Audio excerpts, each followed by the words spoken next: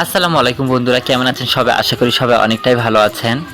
তো আমাদের একটা কলিগ আমাদের পুরো গ্রামকে দাওয়াত করেছে। তো আমরা সেই দাওয়াত খেতেই যাচ্ছি। গিয়েই দেখি যে চুলের উপরে রান্না বসানো। একদিকে লোকজনেরা খাওয়া দাওয়া করতেছে আর একদিকে রান্না চলতেছে। গরমের দিনে আগে থেকে খাবারগুলো বানিয়ে রাখলে নষ্ট হয়ে যেত। এই জন্য একদিকে খাওয়া দাওয়া হচ্ছে আর একদিকে রান্না হচ্ছে। তো এটা মূলত একজনের মনের বাসনা পূর্ণ হওয়ার জন্য এই অনুষ্ঠানটি। এই অনুষ্ঠানে অনেক লোককেই দাওয়াত করেছে। আমরা দেরি না করে খাবার খেতে বসে পড়লাম। অনেক গরম লাগছিল, এই জন্য বেশি একটা ভালো লাগছিল না, কারণ আজকে প্রচুর রোদ, সেই সাথে মানুষের অনেক গরম লাগছিল। এই যে প্রথমে ভাত দিয়ে গেল, তারপরে ডাল দিয়ে আমি বিসমিল্লাহ বলে খাওয়াটা শুরু করলাম। তো ডাল দিয়ে অনেকটা ভাত খাওয়ার পরে গরুর মাংস নিয়ে আসছিল, আর ডালটাও অনেক মজা হয়েছিল, এই জন্য ডাল দিয়ে অনেকটা ভাত খেয়ে ফেলেছিলাম। এরপরে যে গরুর মাংস দিল। যাই হোক, সব কিছুর জন্য আলহামদুলিল্লাহ।